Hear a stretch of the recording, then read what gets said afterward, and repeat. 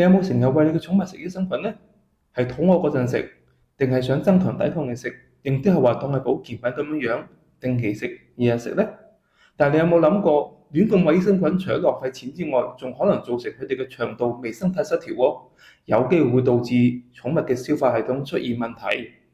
大家好，我係 Alex。好多家長同我講，我隻狗係軟便嘅時候咧，我就會餵益生菌啦。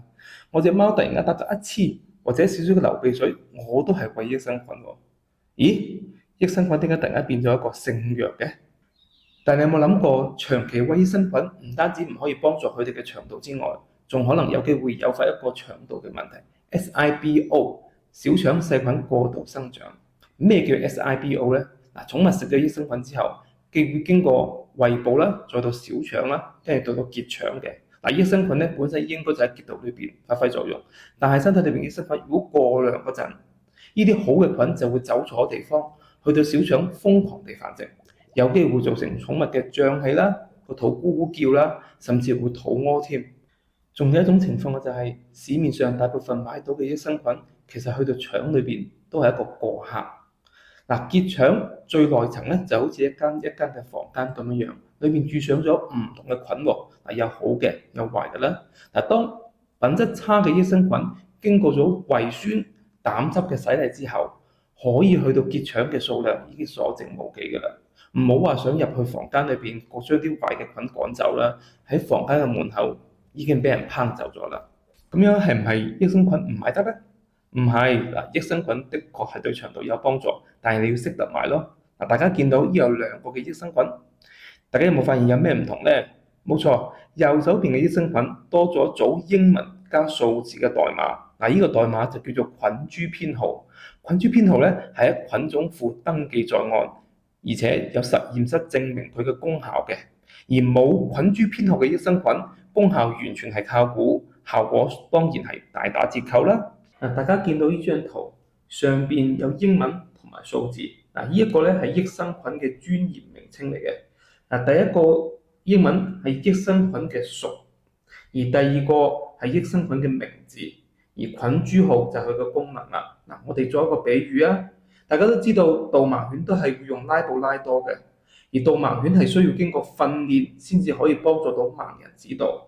而受過訓練嘅話，我哋會俾一個編號呢隻拉布拉多。如果我哋用一個冇編號嘅拉布拉多去作為一個導盲犬嘅話，效果當然係唔 OK 啦。所以好嘅益生菌，我哋應該要揀有菌株編號嘅益生菌嚟去買。學識咗睇菌株編號之後，仲有一樣嘢我哋都要注意嘅就係益生菌嘅多樣性。貓狗嘅腸道細菌大概有幾萬到20萬億左右，但係好多主人買益生菌嘅時候，只會係留意住邊個品牌，係完全冇睇到包裝袋後邊嘅成分，裏邊有幾種益生菌啊，各樣嘅情況。長期食同一種或者係幾種嘅益生菌，反而係會降低咗貓狗嘅韌性喎。唔同嘅益生菌會有唔同嘅功效。好似有啲係專門針對抗過敏啦，有啲係針對止瀉嘅啦，有啲係情緒嘅安撫等等。就好似一個森林裏邊要有唔同嘅樹木、唔同嘅昆蟲、唔同嘅動物，呢個森林先至會穩定嘅。所以咧，我哋揀益生菌嘅時候，一定要睇包裝袋後邊嘅成分。好品質嘅益生菌價格係貴㗎啦，但係效果係好好嘅。咁有冇一個辦法係可以長期 keep 住我哋嘅腸道嘅多樣性同埋裏邊嘅好菌嘅數量多呢？但係我哋又唔想使咁多錢喎。有，就係餵益生元啦。咩叫益生元呢？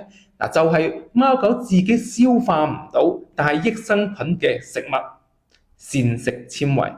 所以咧，我哋喺餵益生菌嘅同時，我哋會餵一啲益生元俾佢哋。等佢哋幫助腸道原本裏邊嘅好嘅菌，同埋我哋啱啱餵嘅益生菌落去，等佢哋強大，住咗喺裏邊繁殖，慢慢就可以將啲壞嘅菌趕走，而我哋亦都唔需要餵咁多嘅益生菌啦。咁樣益生元到底喺邊度買呢？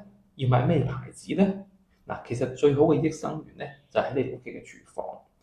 我哋平時食開嘅南瓜啊、紅蘿蔔啊、蘋果啊、蘑菇啊，都含有豐富嘅膳食纖維嘅。嗱，想唔想知道仲有咩食材係含有豐富嘅膳食纖維，同時又適合你嘅寵物呢？嗱，我已經做咗一份30種食材嘅文檔，有興趣嘅朋友仔可以喺評論區留言俾我。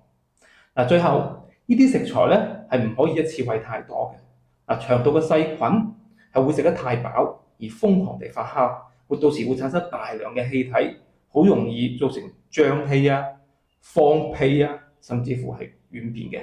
所以我哋應該咧要從少量地咁樣餵起嘅。總結今日嘅內容，健康嘅寵物係唔需要日日補充益生菌嘅。買益生菌嘅時候，記得要睇菌株號同埋菌種嘅多樣性咯。想慳錢嘅方法，喺餵益生菌嘅同時，記得要餵含有豐富膳食纖維嘅食材，同埋唔好一次餵得太多啊！如果大家鍾意我嘅頻道，記得點讚、關注同埋分享俾你身邊嘅朋友仔。今期嘅內容就講到呢度，記住我係用最科學、實用、簡單嘅方法教你養寵嘅 Alex 寵物營養師。我哋下期再見啦，拜拜。